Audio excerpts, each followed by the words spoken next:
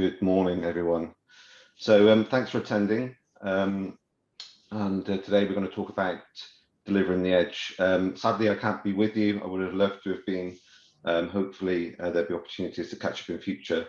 There's going to be limited time for questions, maybe no time for questions. So we'll work through some of the material. You will definitely all learn something new. So really appreciate everyone attending. And if there are questions, please get back to your Trident or Panduit representative, and we'll look to answer those. So without further ado, I'll get started. So first of all, there's been a huge amount of hype around the edge. So I wanted to do some myth busting and go through what's hype and what's really happening now. I wanted to touch on the top 5 considerations in terms of fiber infrastructure. When we look at the edge, things are changing, the dynamics are changing. What are the top 5 things you need to consider to make sure your project's on time and on budget, and obviously to great quality. Last but not least, I know we're going to be a little shorter on time today. I know you've had a lot of PowerPoints, but I'll make this worth your while. So we've got an exclusive preview of a new product from Panduit, a new system from Panduit. So you'll be the first crowd globally to see this new system that we're looking to quietly launch at the end of this year, and they'll be allowed to launch at the first quarter of next year. So really pleased to share this kind of exclusive content. So there's lots of definitions around what the edge is, and we can spend all day talking about those many definitions, but really simply, the edge, if we want to try and visualize it, is taking power and compute and placing it closer to where those resources are needed. We can talk about edge all day. Sometimes people say, there's a few jokes around the edge, the people that found the edge never came back because they fell over it, but we'll carry on. So we mentioned hype versus reality. This is a Gartner slide. I'm not going to hit on all the points here. AI is a big accelerator for edge. A lot of people thinking, well, what kind of applications do we need for edge? That the network can't support today. There's many, and we'll touch on a few of these in the following slides. So when we talk about artificial intelligence, and some of the kind of news and kind of headline stories, we hear a lot about things like autonomous vehicles. We maybe hear a little less about some really impressive technology where AI is helping us to discover cure for drugs.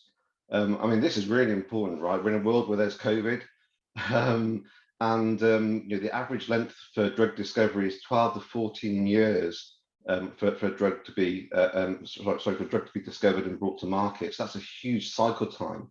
So AI, wearables and various technologies and the networks around us are going to help really squeeze this lead time and help the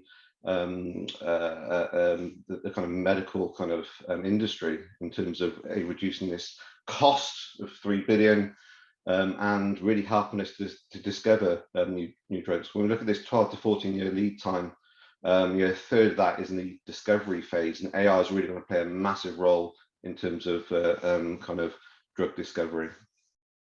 So AI is a giant accelerator for applications that the edge is going to support. And we touch on some of those just as we speak. You will see throughout the presentation, there's a little link here. It's taking you to more content. So hopefully Trident will make the presentation accessible to you. We're going to cover a lot today. So if you go quick, I'll talk too quickly.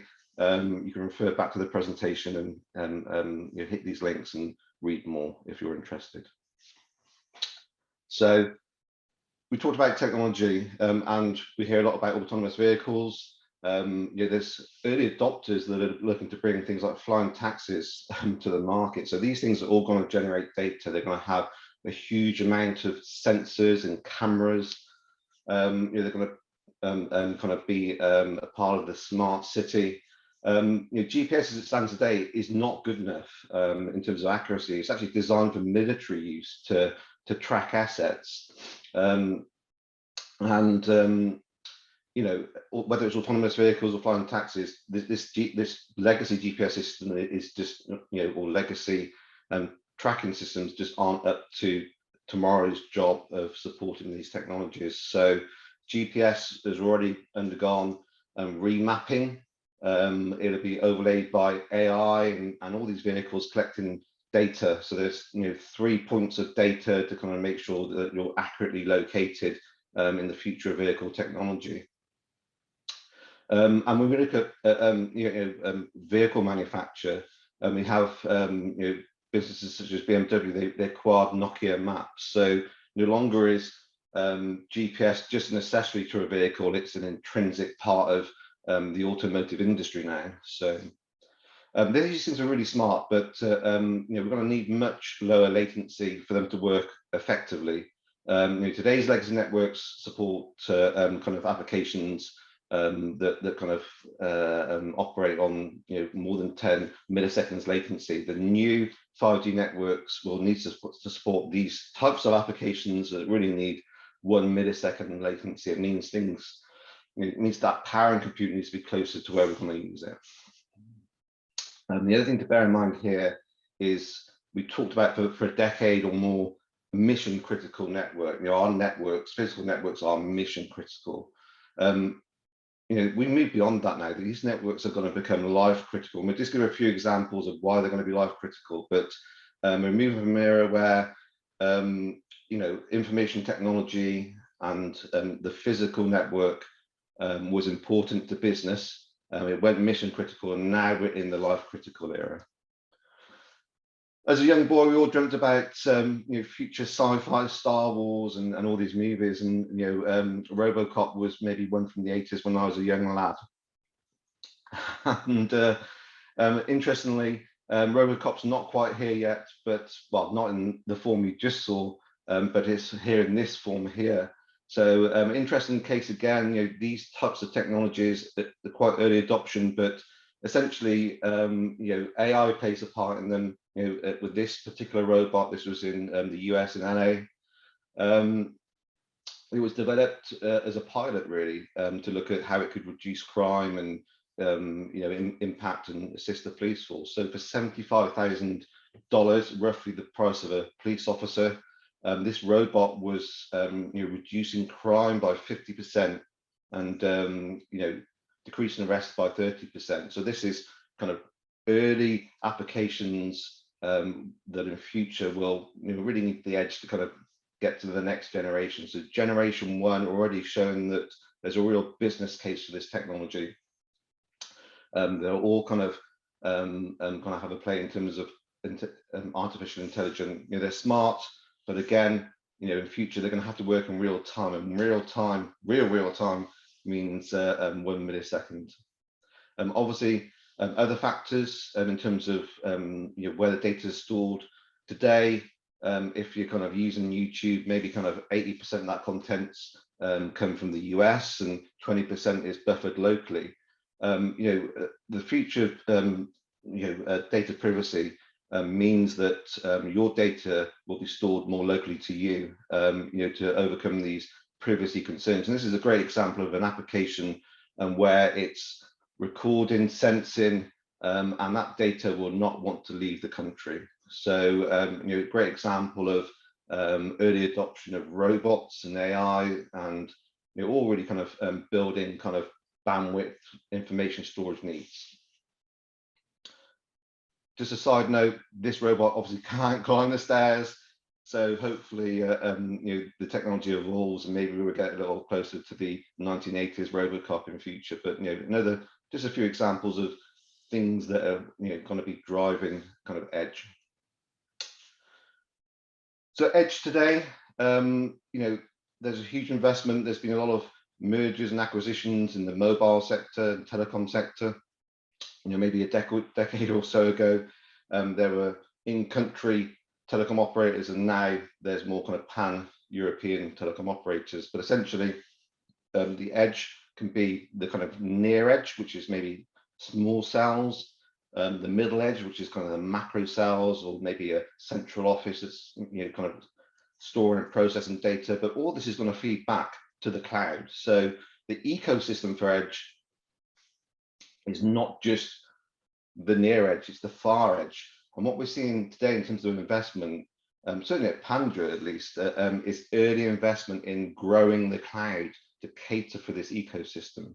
And when we grow the cloud and we look at this infrastructure, if you're going to put a small cell somewhere, it's going to be on a building that exists. If you're going to put something in a macro cell on a mobile site, the likelihood is that that mobile site will most likely exist. And the same when we go to the central office or mobile switching center, and the same when we go to the cloud as well. I mean, these multi-tenant data centers, for example, exist. And if they exist, these will be expansion projects. So you've got to think about how we can expand with more fiber, more connectivity, more power, more compute in the same space. In many cases, there of course be growth, but in many cases, over 50% of projects will be brownfield. I'd probably put it at 70 to 80%. And we're going to have to solve cable management challenges. And this is really the heritage of Panduit. So we talked about edge, we talked about the hub, we talked about some of the technology that's already happening. However, is it really happening? Yes, it is. Panduit served a customer this year. Okay, this customer was deploying a data center project every 9 days. So in less than a year, they deployed 40 separate projects across countries in EMEA. So suddenly we're in an environment where it's more than just the product. It's great to have a great quality product, but it's about service, having the right products in the right place at the right time. So the ecosystem for considering your partner base, your suppliers is changing. We're having to make different decisions here. It's not just about great products, it's about servicing your need, servicing many projects concurrently. We've had a great result this year in doing that, and these were edge deployments with the largest or a large hyperscale customer, mostly across the largest MTTC group in the world. So an amazing project to learn from. And just checking my watch here, I'm going to give you some examples of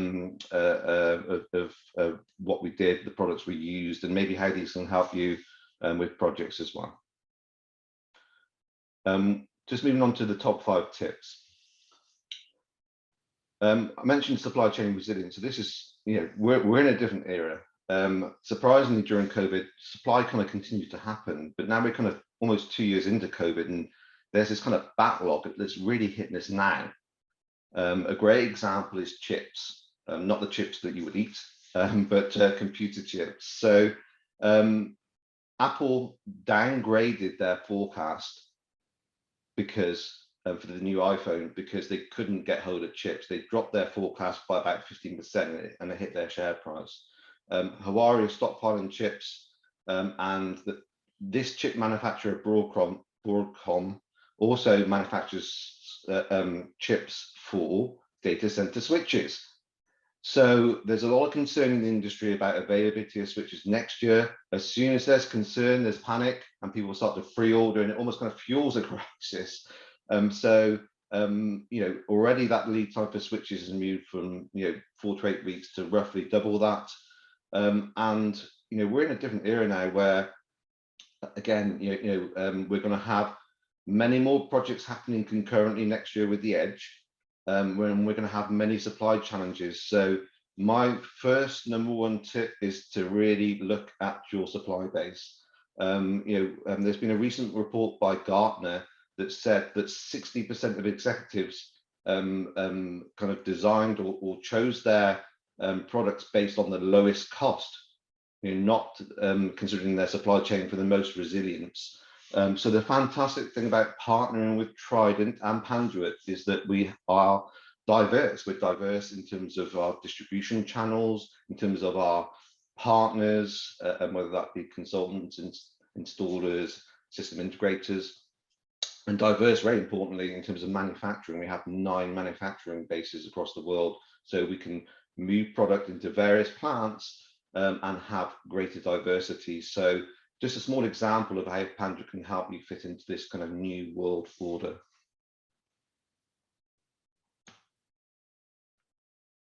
We're looking to help you design and specify easier. The easiest thing to do is to hit the button, pick up the phone and call Panduit, and we've got absolutely no problem with people doing that. We have an ecosystem of technical system engineers, sales, to help you with project needs. If you want to get more engaged yourself in that process, we have many assets to help you. So that can include the EMEA ordering guide for fiber. Click the link here. Likewise, we have a partnership with Cisco and others. If you hit the link here, you'll find endless information about whether you're deploying 100 gig, 400 gig, 10 gig, efficient ways to do that. CPQ, configure price and quotes. You can hit this link and create a global spec. You can create bills of materials for fiber cabling. You just select your region and you can pick out the products you need.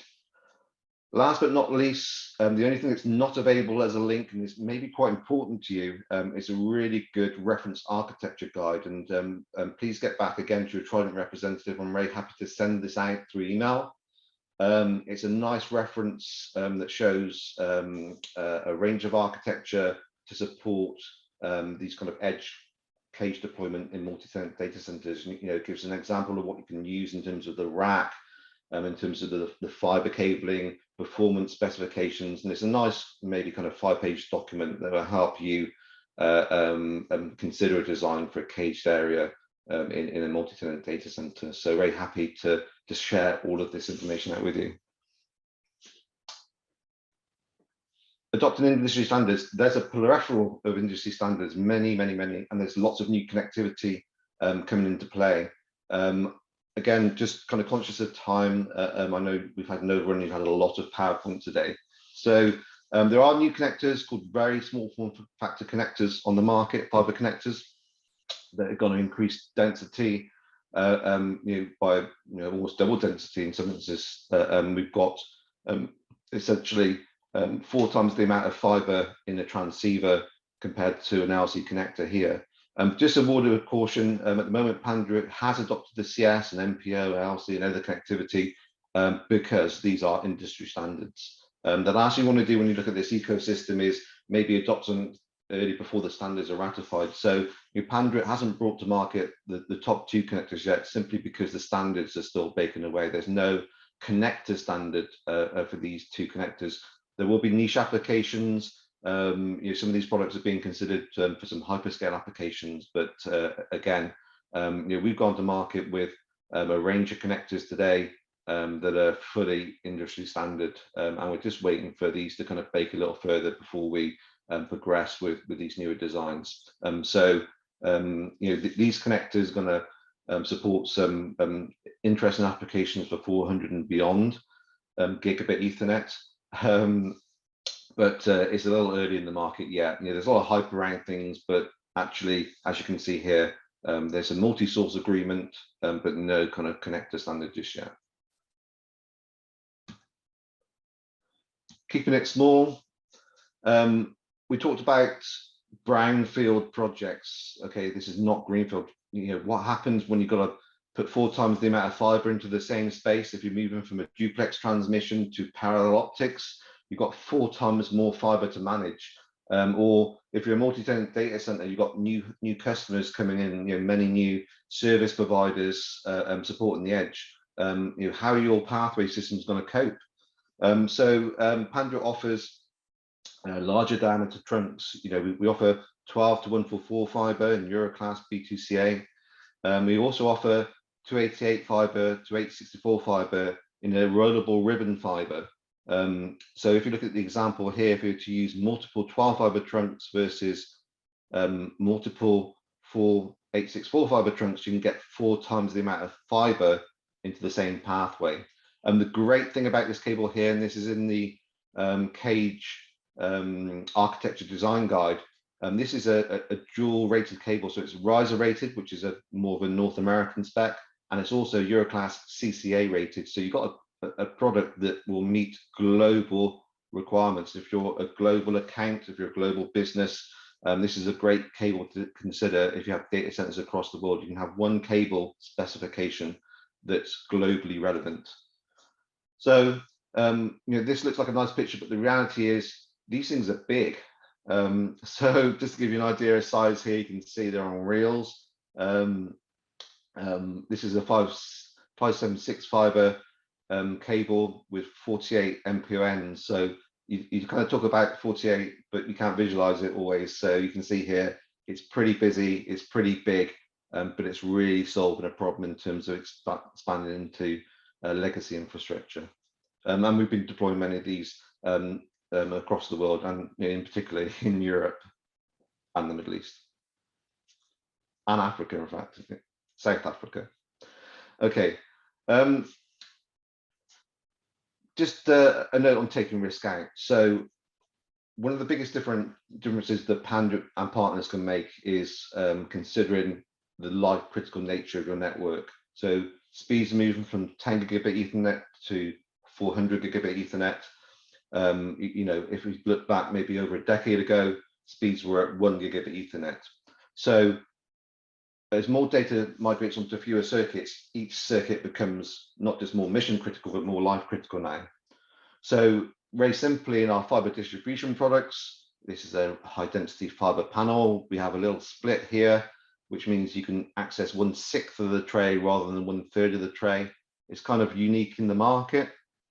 And simply by removing this little clip in the tray, you can really kind of halve your circuit risk, because you're not going to kind of disturb any adjacent fiber connectors on a proportion of the tray.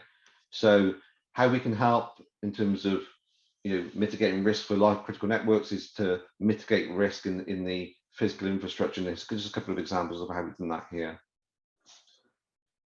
I think I'm running okay for time. I've got one last slide, and this is the slide that you all will be the first group to see. So I'm really kind of excited to show you. It's not a marketing slide. Marketing images are due in about 2 or 3 weeks' time. So please forgive the look of what you're going to see. You're going to kind of see beyond that a little bit. There will be some really kind of compelling graphics and product photos on the way. Race, didn't quite get them in time for this presentation, but we have a new fiber optic distribution system being launched to market quietly at the end of this year, and there'll be a kind of marketing launch towards the end of the first quarter of next year. What it really means is that we can kind of position this product on projects at the very end of this year. So what is it? It's an optical distribution frame. It's a 300mm deep total front access system. And this is a building block system. It's a 150mm vertical cable manager, a 600mm frame, a 300mm vertical cable manager, and you can configure this in many different ways. It's like a Lego. So you can have maybe like a single, double, or quad cabinet, or you can have a main distribution area of fiber with thousands of fibers with tens of cabinets all lined up and bayed together. It's very versatile and very modular, and that means that when we look at supporting the future of projects where there's many projects concurrently, rather than not having the product in stock, it's about having the product available. So having this very modular product means the product's highly available. It's going to consolidate on patch cord lengths. So a 4-meter patch cord can patch between any 2 points. Oh, excuse me. There'll be a dual layer lock system, so you can lock the cabinet or lock the enclosure. It will take multiple form factor cassettes and multiple styles of cassettes. It will take tap cassettes. It will take splitter cassettes, as well as regular splice and pre-terminated cassettes as well. There'll also be an option to just splice through, so it can support cable to cable splice. So very versatile, very intuitive in terms of cabling. This is all risk. If you've got to track and trace patch cords and do moves and changes every week or every day, there's risk and it takes time. So there's what we're calling a waterfall system for patching, and a method around patching where you identify enclosures and relate them back to spool positions, just to keep this all neat and tidy, meaning that all moves and adds and changes can be done efficiently, and you're not having to rip and replace in a few years' time.